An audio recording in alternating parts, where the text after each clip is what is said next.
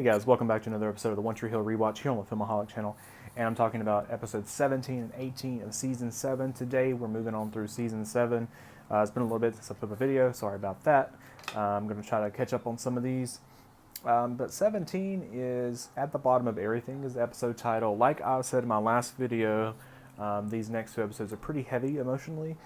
Because it's dealing with Haley's mom, Lydia's death on the show. And from the moment she comes back, pretty much you know that this is the end of her character. They don't try to hide that in like the last episode, 16, when she comes back. You know, she goes ahead and lets us know as an audience up front that she is going to die. That's why she's came back, to say goodbye to her children and to live out her remaining days happy and with them. So this episode originally aired February 15th, 2010. It was directed by Bethany Joy Lenz, who plays Haley, and was written by John A. Norris, who has also written a lot of episodes. Of the $3 that she tells, which is Haley, Quinn, and Taylor, because remember Taylor's there because she was dating David when he came back for their dinner in episode 14 of season 7. So Taylor acts the worst. She responds to this, takes it the hardest. In the last episode 16, she ends up actually leaving, or at least leaving where they are. I don't know if she left Tree Hill, because we don't really know where Taylor lives. I don't think she lives in Tree Hill, because we rarely, ever see her. But I'm assuming that she does live in North Carolina. My assumption would be, I don't know, maybe. Well, I would assume North Carolina because and then Quinn goes to get her in the next episode. And we'll talk about that in a second, but. So I don't think like Quinn gets on a plane and goes and flies somewhere to see her, but that also brings me to that I felt David and Quinn lived out of state. I didn't think they lived in North Carolina, but given how, because I talked about in the other episode, like where you guys thought Quinn and David lived, because it doesn't really say, but now it does bring me to the point, and when looking back one of those last episodes, they say they met each other at the gym, so that means they must live in the same area. So I'm going to go on a limb here and say that Quinn and David and probably Taylor live in somewhere like either Charlotte or Raleigh. Let's say Raleigh, because Nathan plays ball in Charlotte, and maybe that would get brought up if they lived there, but let's just say they live in Raleigh, and that's where Quinn goes to get Taylor in the next episode. But anyways, Taylor leaves Tree Hill in this episode, in the last episode, and goes back there. So in this episode, it's just Quinn and Haley dealing with Lydia and her dying, and Quinn takes it better. She's more understanding of what her mom wants, even if it's not something she wants, and she would rather Lydia try to live longer. She respects her decision, and Lydia actually gets the studio space, which recurs through this season, the remaining episodes. I wish they continued that into season 8 and had Quinn actually keep that space as an art gallery for her photography. Maybe even had other people's art. I think that could have been a cool storyline and business for Quinn to have in Tree Hill, but instead they kind of let it fade away after the lease that Lydia paid for is up. We don't see it anymore after this season. So, but that is brought in this episode and is a nice little goodbye gift to Quinn, I think. Haley takes it the hardest, though, of the two that are left. She doesn't, take it as in the same way that Taylor does, but she takes it as, she wants her mom to do whatever she can to live. She doesn't understand why she's giving up, and she's trying to find a way to save her mom. And Nathan, suggests, hey, I have a team doctor. Would you like me to ask him? Well, he doesn't even ask that. He actually talks to him and then talks to Haley, said, hey, he can get a second opinion if you want, but I don't want you to get your hopes up. And Haley's really thankful of that, and then brings it to Lydia, she overhears. And Lydia doesn't really want to do it, but she does agree to doing it, as long as once the doctor comes back and says, hey, your original results, that's what it is. There's no saving you from this situation, unfortunately. Once that happens, she wants Haley to be okay with the situation. So Haley agrees to that, and that's a big part of the episode. Lydia also talks to Jamie in this episode and tells him that she is dying. They bring up Christmas, and she tells Jamie she's not going to be here for Christmas, that, she's going to be with his grandfather. Which, I think I've probably mentioned this before, but how hard is this on Jamie? I think Lydia made the right decision to tell him. I think he does deserve to know, but I'm just saying in terms of his grandparents, right? Like, I'm not even talking about the people that he's, like, lost, like Quentin and stuff, but just, let's take it back with Dan. He knew Dan was dying, that Dan needed the heart, and then, Dan didn't die, and kind of how, like, that played with Jamie's mind, too. Now, with Lydia telling him this, it's kind of like, does he believe her? That she actually is going to die, or does he take the Dan thing where it's like, hey, you might not die? But he does this sweet thing that he ends up planning this Christmas for her at the end of the episode. She can have Christmas with them before she passed away. So that's a good part of the episode. We have Owen comes back in this episode, just for one, and he has scenes with Millicent. They're in rehab together, and then they go bowling and stuff, and it's kind of... I'm glad they brought him back for this. It was kind of like a good little thing between the two characters. But I don't know if it was absolutely necessary, but it was fine. I was okay with it.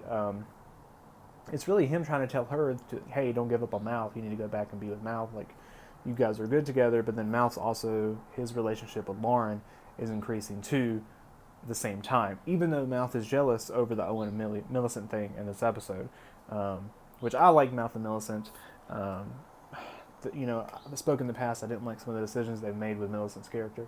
I think they could have done more with her and not what they ended up going with, but I like them together. We also have Grubbs and Miranda in this episode, expanding on their storyline. He's putting her through the hoops, making her dress as a pirate, eat these deviled eggs. All this are is it deviled eggs?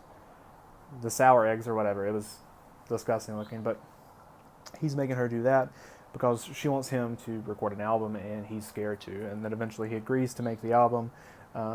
We also have the fact that Alex has slept with Alexander.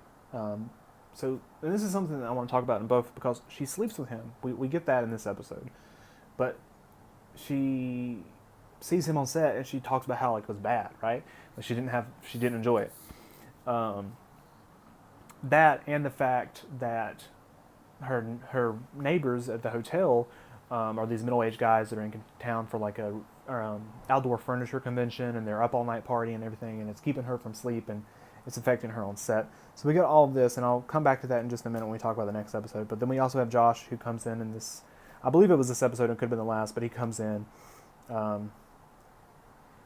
don't know if that was the best casting, but we have Josh come in, which is just an annoying character in general.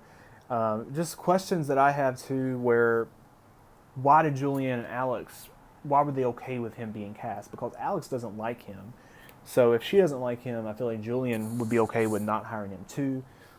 It's just like, why was Paul, I know Paul is a producer, but Julian's a producer too before he even becomes a director, and they're both the screenwriter on this, especially Alex. I think they're both credited, but at least Alex is. Maybe Julian just did some touch-ups. But I don't know like why they weren't more in control of the casting of this character. So that a little bit confuses me. And then we also got Katie that's introduced at the end of the episode, which is an awful storyline that I hate. Not so much the cliffhanger of the season, which was... Well, we'll get into that, but I just think the whole idea of bringing the same actress in, playing someone who looks just like Sarah, Clay's, widowed wife that's passed away. I think that was really lame and very lazy writing. I can't believe that they got to the point in the show that they needed to write something like that in. Definitely could have thought of something better. So I don't like that. And then especially just how lazy the writing, not just that you brought that character in and made her look like Sarah and all that, but then her acting pretty much crazy for no reason, and it was awful. But that starts in this episode.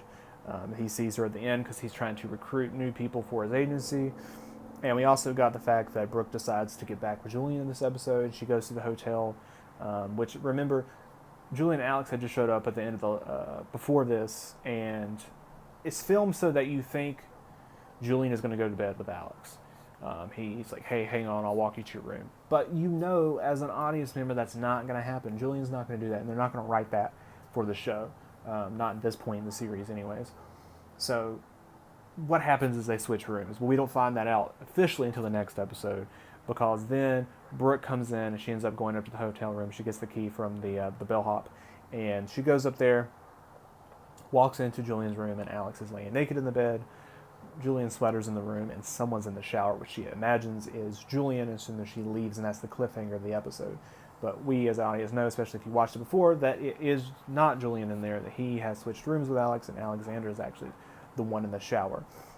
Which brings me to the next episode, which is what I'm talking about, with Alex, how she hates kind of being around Alexander in this episode 17, that she didn't have fun having sex with him and all this, but in the next episode, she's on the phone talking to somebody and saying how good it was. And, like, that she liked having sex with him. So, because Brooke thinks she's talking about Julian, which adds to Brooke's anger, which, you know, she's going to end up doing is punching Alex, and we'll talk about that in just a second. But it's just weird that switch there. But the next episode, 718, is the last day of our acquaintance. It originally aired February 22nd, 2010, and was directed by Joe Davola and written by Mike Daniels. And now this episode, you know, starts off with the soup stuff, you know, the chicken noodle soup, or chicken and dumplings, whatever. I think it's chicken noodle. No, it might be chicken and dumplings. I don't know. I don't like either one. And apparently it's like Haley's favorite food, which I think is funny too, because on season 8, Haley makes it for Quinn, and I'm like, I think, Haley, that's your favorite food. Don't be pushing that on everybody else. But anyways, Lydia's making this, and this soup, and trying to teach Haley how to make it, and she ends up collapsing, and that's what leads us into this final episode for Lydia, of her dying in the hospital. It's time. Which is interesting. I wonder, because it doesn't. I want to know, like, how long it took Lydia before she came to them to tell them she was dying, and also how long in time it's supposed to have been that she's there with them. Because I would say only a couple weeks, if that. But we have that stuff. Lydia's taken to the hospital. Brooke, furious over the stuff that she thinks that that Alex and Julian have slept together, so she's messing up costumes. That's kind of funny. Brooke ends up punching Alex because Alex keeps like bragging about the sex on the phone, and Brooke punches her. Julian, explodes, kicks her off set because he doesn't understand what she's doing, why she's doing this to Alex. Quinn, she goes to try to find Taylor. That's what I'm saying. It's like, it's not in Tree Hill, I don't think, but it's somewhere, or maybe she is in Tree Hill. Maybe she hasn't left Tree Hill yet, but I'm going to assume that she left, and that this is like Raleigh or somewhere, and that's where she's went to find her. And I think the actress who plays Taylor does a very good job in this season, especially this episode too, of, Quinn brings her the picture and everything of breaking down and having to face the fact that her mom is dying. And then we do get a scene with her wherein Quinn talks the censor to her, and she does come, and she has a really good scene with Lydia, where Lydia's like, hey, I see myself in you. This was me, a younger self. And I thought that was just a really good scene with them. And I wish Taylor had stayed in the show, at least the rest of season 7. And that just goes back to, like, I know it's hard getting, people to come back. They might be busy. They might not want to come back. Money issues, your budget, all this different stuff of writing the characters in, the time and all this. But why didn't Taylor come back in the beginning of season 8 after Quinn is shot? That's another thing. Like, is that really realistic? Well, it actually says that she does. It says her family was there. Quinn says that to Clay in the 3rd episode, which, like, you missed my family coming. So I'm assuming that Taylor was there then. They just didn't show it. Which is another, I feel like, poor choice of something that you could have showed in Taylor's reaction to Quinn being shot. Her and Haley dealing with that together, I think, could have been something special to see. Clay tells Katie, we continue that storyline. He tells Katie that he can't represent her in this, but then she starts flirting with him and like likes him. This cringe. Lauren and Mouth, they start to become a thing in this episode. He's already showed up on her doorstep, told her how he felt in the last episode, and now they've kind of talked about it in this episode, and then she comes back to him at the end of this episode and says, hey, I want the same thing, and then Skill shows up. So that throws a wrench into that, which up until this point, that's been completely boring to me. Like the Mouth and Lauren thing, I don't like it. When Skills comes back, it starts to make it a little bit more interesting until they don't really do anything with it. I mean, obviously, I'm glad that by the end of the season, their friendship is better, but then it doesn't really make their friendship stronger in the next season because Skills isn't much a part of season 8. Not in a big way, but at least Lauren's out of the picture after the season. I don't know. And then, of course, they do another love triangle, and they start at the end of the season. We'll talk about that, and I don't like that either. But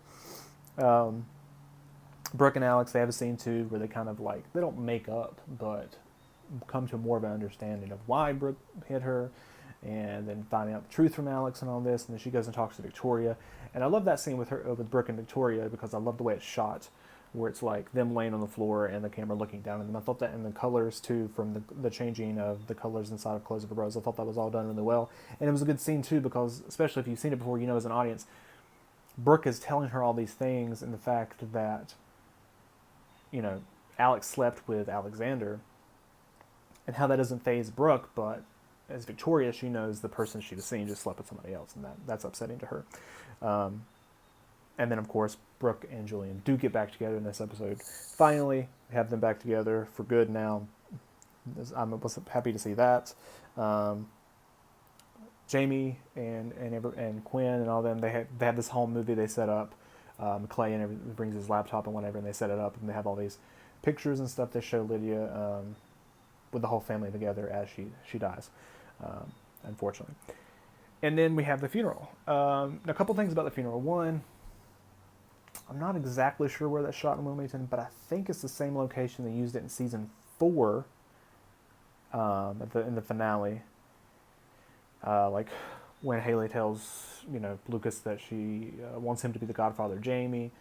Those scenes I feel like is shot at the same location, and I can't remember to be for certain, but I think that might be Andy's property in season 2. So I wonder if it's all supposed to be connected, and I wonder, could that have actually still been Andy's property, and that's where they decided to put Lydia, the ashes and everything, because that would make sense, especially with no one living there, and it's like this beautiful area. Like, why not do it there? But that's something I wonder. Also, we have this whole crowd of people with a lot of people we don't know in that shot. We do know Haley has brothers, so are some of those people supposed to be Haley's brothers? Why would they not come back for her mom's death? That's other questions I have. And then we also have the Cheryl. Well, actually, we'll talk about this too. We have the Landslide song by Fleetwood Mac playing as Lydia's dying, which was perfect music choice. And really pulls at the heartstrings. I thought that was excellent. And then we have the Sheryl Crow song playing at the funeral. Now, I like this because it's a good song too, and I think it fits. But it's the same song they used in season 1. I'm trying to think of the extra. I think it's episode 13. I want to say of season 1. I can't remember exactly. 13 or no, 14. It's episode 14. The end of episode 14 of season 1, when Lucas wakes up from his coma. This song plays in season 1. So I really didn't know, I guess the first time I watched it, how I felt about that we're using a song like that for such a big scene. But then the more I thought about it, that because Haley was a really big Crow fan, right? We had the storyline of season 1 with her trying to get the tickets, and then her showing up and playing at Kieran's Cafe and stuff. So the more I thought about it, the more I think that was just perfect. Another perfect song choice for the show. And then, of course, we do get the Victoria and Alexander stuff too. Him waiting outside for her, shutting him out, and then her coming outside and him being there. She slaps him. And I'm not a huge fan of the Victoria and Alexander relationship, but I will say I would have much rather than had that be in game for Victoria versus what happens with her in season 9, which is just awful. I hate it, and we'll talk about that when we get to season 9. But I can't stand that, and I really don't like what they do with Victoria in season 8 either. I feel like, Victoria finally got her redemption at the end of season 8. Redemption. I mean, her and Brooke became on better terms, and then season 7 has more enforced that, and I liked that. And then they kind of mess it up as we go forward. But that's those 2 episodes. I felt they were really good, especially 7, 18. I'm at this point in the show, I was really happy that Brooke and Julian were back together, and excited to talk about the last few episodes of season 7 with you guys. Don't forget to like this video and subscribe to the channel, and I will see you guys soon.